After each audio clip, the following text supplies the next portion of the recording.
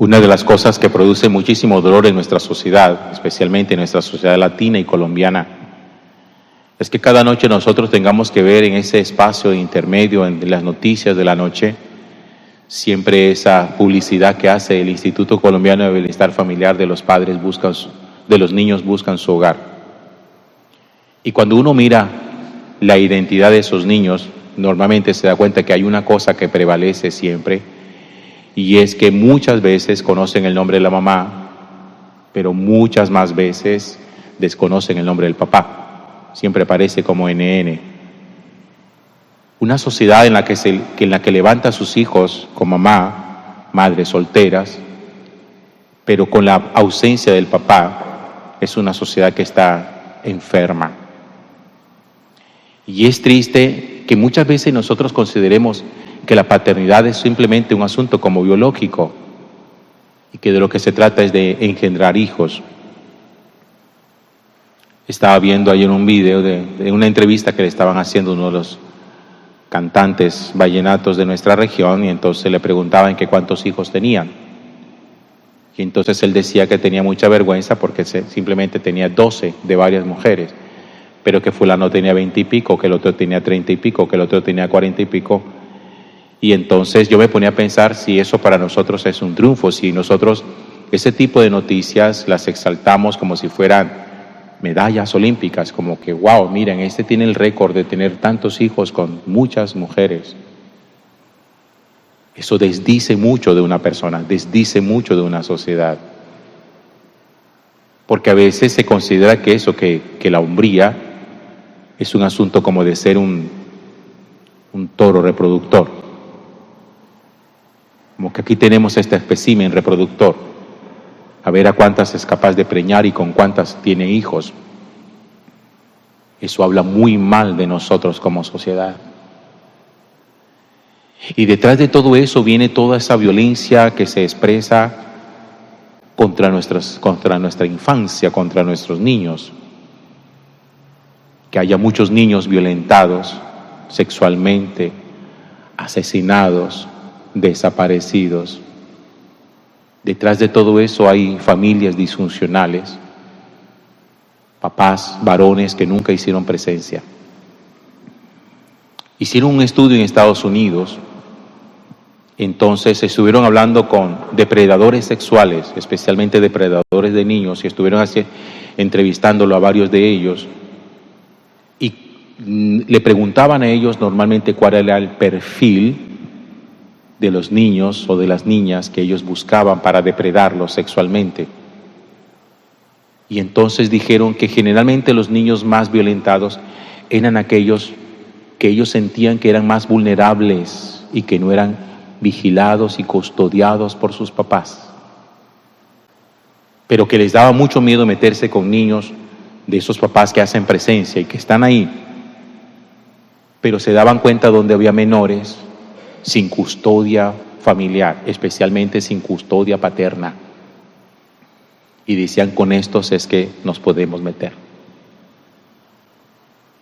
Hay también estudios que revelan que los niños con ausencia paterna son los que más proclividad, más tendencia tienen, primero, a abandonar los estudios. Segundo, a caer más fácilmente en la delincuencia. No es una norma, porque a veces estas cosas la entienden mal, donde hay gente que dice, no, pero es que yo no soy así. No, pues es que no estamos diciendo que todos sean así, no está diciendo que es la regla. Diciendo que hay un estudio donde dice que es mucho más factible que un menor de edad, en donde haya habido ausencia de su papá, sea más fácilmente proclive a abandonar el colegio antes de terminarlo, de caer en la delincuencia o de caer en la droga y en el alcohol. Si la ausencia de un papá hace mucho daño.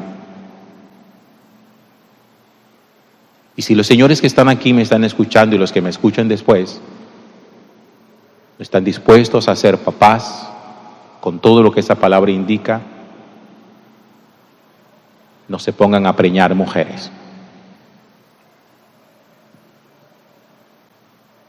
porque estamos empujando muchos niños a la pobreza, a la delincuencia, a la droga, al abuso sexual.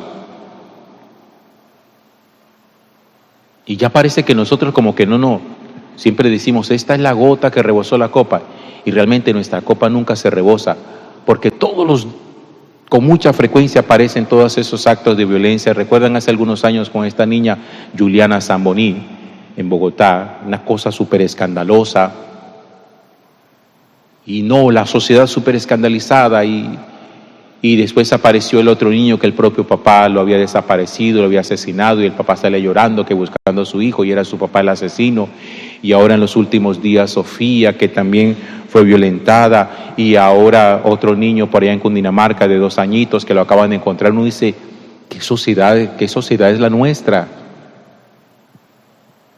¿Cuál es la función que nosotros estamos cumpliendo? Vean, y esto también esto es un mensaje muy fuerte para las mamás. Vea, señora, usted no se puede poner a traer hijos al mundo diciendo sencillamente, yo sí quiero tener un hijo, pero yo no quiero tener marido. Yo soy capaz de levantar a mi hijo sola. Yo no necesito papá para mi hijo. Yo voy a ser para él un papá y una mamá. Vea, señora, siente cabeza. Especialmente para los que me van a escuchar después en la grabación. Eso es proclividad para terminar uno teniendo hijos delincuentes, porque la ausencia paterna hace mucho daño. Y usted, señor, párese firme en su paternidad, defienda su condición de padre, ame a sus hijos. Usted no es un tío. Los tíos son alcahuetas.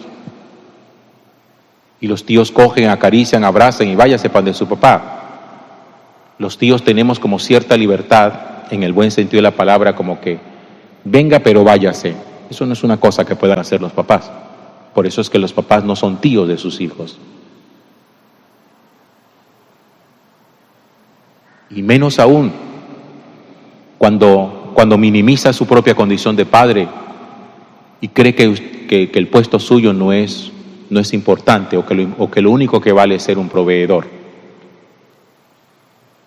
El apóstol San Pablo nos recuerda hoy en la carta a los Efesios, en el capítulo 3, dice él escribiéndole a la comunidad de Éfeso, doblo las rodillas delante de Dios nuestro Padre, de quien toma nombre toda paternidad en el cielo y en la tierra. El nombre de Padre lo tomamos nosotros de Dios, que es Padre. Toda paternidad, dice Pablo, en el cielo o en la tierra, toma nombre de Dios, que es Padre. Por lo tanto, el papá reproduce, ya verá cada uno si lo hace bien o mal, el papá reproduce la imagen paterna de Dios. Por eso no cree usted que es simplemente alguien que dona un espermatozoide para que fecunden a una mujer que no quiere tener marido. Eso no es paternidad. Doblo las rodillas delante del Padre, de quien toma nombre toda paternidad en el cielo y en la tierra, pidiéndoles que les conceda a ustedes ser robustecidos por medio de su Espíritu en su hombre interior. Ser robustecidos. Que cada varón tenga la robustez, la fuerza de Dios en su corazón. Que Cristo habite por la fe en sus corazones. Que el amor sea su raíz y su cimiento.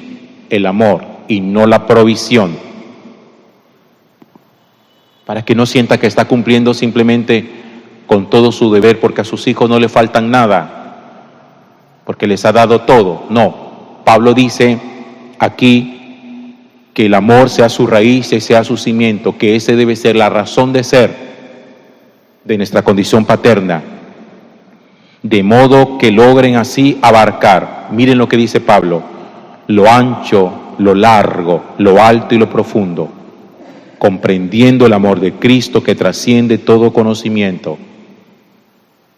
Abarcar todo conocimiento en Cristo, en lo ancho y lo largo, lo alto y lo profundo. Nuestro conocimiento de las cosas a veces suele ser tan superficial y tan equivocado que no tenemos ni largueza ni profundidad, ni anchura ni altura en las cosas que conocemos.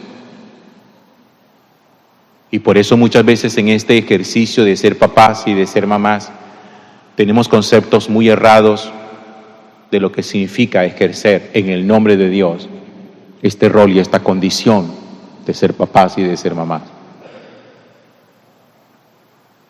Tengo que decirlo con vergüenza. A uno tendría que darle mucha pena delante de Dios, mucha vergüenza delante de Dios, que el nombre de papá le haya quedado grande.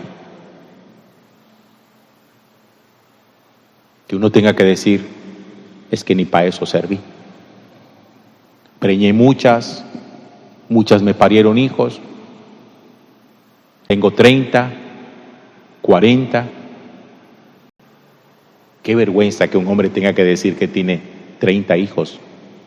Me parece tan vergonzoso.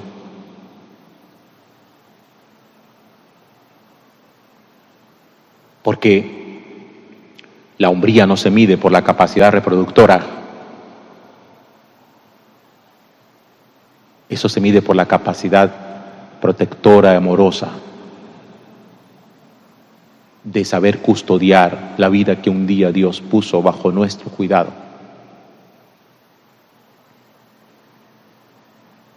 Y enseñen a sus hijos, especialmente a los varones, a esos adolescentes, preadolescentes, y no le metan ustedes, sobre todo los papás, la mentalidad en la cabeza de sus pelados de que son machos y que son más machos que los demás mientras más mujeres se lleven a la cama.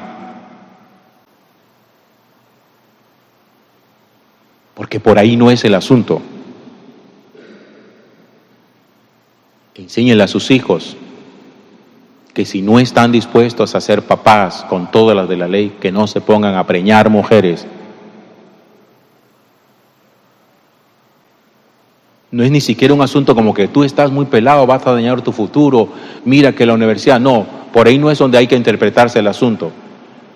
El asunto es que usted no va a ser papá, mi hijo, usted no crea que por tener un hijo biológico ya eso lo hace ser un papá. Ser papá es mucho más que preñar. Y recuerden siempre que la paternidad, ese nombre de ser papá, cuando usted le dice a su hijo, papá, está mencionando el nombre de Dios. Por eso a muchos hijos les cuesta mucho trabajo entender a Dios como papá, porque es que han tenido un papá tan malo, tan pésimo aquí en la tierra, que si le dicen Dios es tu padre, dice, ¿qué papá ni qué nada? Si la figura que tuvieron en la tierra fue mala, no quieren más papás que se parezcan al que él conoció en la tierra. Por eso, el rostro de Dios en la tierra es el rostro del papá. Y por eso uno no pisotea esa grandeza y esa dignidad. Gloria al Padre y al Hijo y al Espíritu Santo.